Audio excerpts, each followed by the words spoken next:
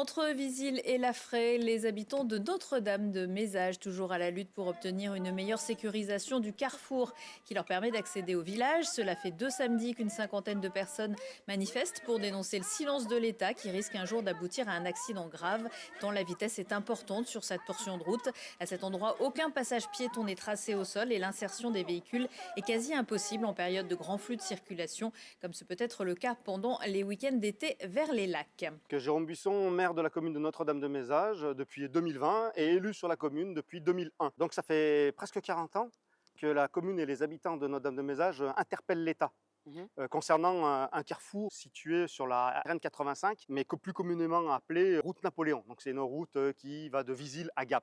Et le carrefour de la montée de Saint-Sauveur, qui dessert, lui, des lotissements sur le haut de la commune, à peu près 160 maisons, qui représentent à peu près un tiers de la commune. On est rentré en contact avec la DIRMED, donc le gestionnaire de la RN 85, où on a eu plusieurs échanges, et ils ont réalisé une étude de faisabilité de la sécurisation de ce carrefour, qui, en conclusion, démontrait qu'il y avait une nécessité. Et cette étude a démontré qu'il y avait deux variantes. Une variante avec des feux tricolores, une variante un aménagement pour améliorer la visibilité. Cette variante 1 nécessite l'approbation du préfet par un arrêté préfectoral. Et aujourd'hui, c'est ce que nous attendons. Aujourd'hui, moi j'invite toutes les personnes décideurs sur le budget, la faisabilité, je les invite vraiment à venir sur le terrain. Je les invite à venir 3 fois dans la journée à prendre leur véhicule et essayer de sortir, de s'engager sur la RN 85 et pour se rendre compte par eux-mêmes qu'on joue pas un jeu de la roulette russe comme il a été dit dans l'étude. On sait que la RN 85 elle a été sujette d'accidents graves par le passé avec des cars qui sont tombés en contrebas.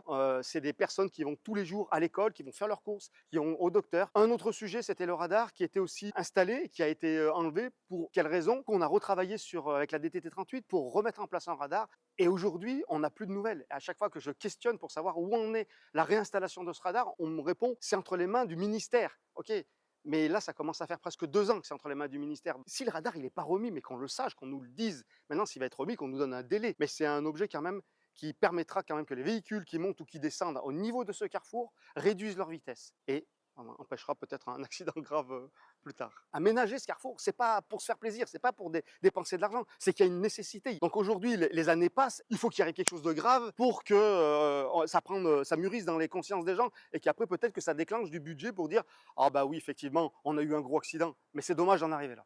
Et aujourd'hui, on est pratiquement à 10 000 véhicules jour. Il y a un gros flux à ce niveau-là. Pour en revenir dans le détail, dans la sécurisation de cet aménagement, il n'y a pas que pour les véhicules, il y a la liaison piétonne avec une traversée. Aujourd'hui, il n'y a rien pour ces piétons qui traversent et pour les cycles. C'est-à-dire que si on habite sur le haut de la commune, on est condamné à y rester, quoi. On n'a pas d'autre issue pour aller sur le bas de la commune. Non, mais il faut prendre conscience que c'est quand même une route nationale. C'est pas une départementale, c'est pas une voilà, c'est une route nationale. Puisqu'on a une desserte sur la route nationale, que l'État mette les moyens pour faire un aménagement sur ce secteur, comme il l'a fait à la commanderie. Il a mis des haricots centraux, il a étudié profondément comment faire. Qu'il fasse la même chose pour Saint-Sauveur. Alors oui, on parle toujours d'argent. Ok, mais à un moment donné, l'argent, il faut le trouver. C'est pas qu'on n'a pas notre mot à dire, on n'a pas compétence à intervenir sur une route nationale. C'est pas pour autant qu'on n'échange pas quand il y a une nécessité, quand il y a un besoin. Là, oui, on a réussi, par rapport à une route un petit peu plus haut qui s'appelle la route du Pialon, il y avait des pointillés, on a réussi à mettre une interdiction à tourner à gauche quand on descend de la RN 85 et on a fait mettre une ligne continue. Que là, c'était purement justifié, ils nous ont écoutés.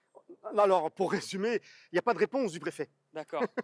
C'est pas on verra plus tard. Mais même cette réponse-là presque me conviendrait, pas aux habitants. On a été accompagnés, ça je dois le souligner, par les députés qui se sont succédés. On a coécrit des courriers à destination du préfet. On a été largement soutenus par notre conseiller départemental, Gilles Strapazon, qui a toujours été à nos côtés et qui est présent lors des manifestations. Et les maires qui sont plus ou moins directement liés avec la RN 85. Je pense au maire de Laffrey, je pense à Christian Mastada, le maire de Saint-Pierre-de-Mézage, et aussi la ville de Visil, Catherine Treton. Les communes qui nous entourent nous soutiennent dans cette action et je les en remercie.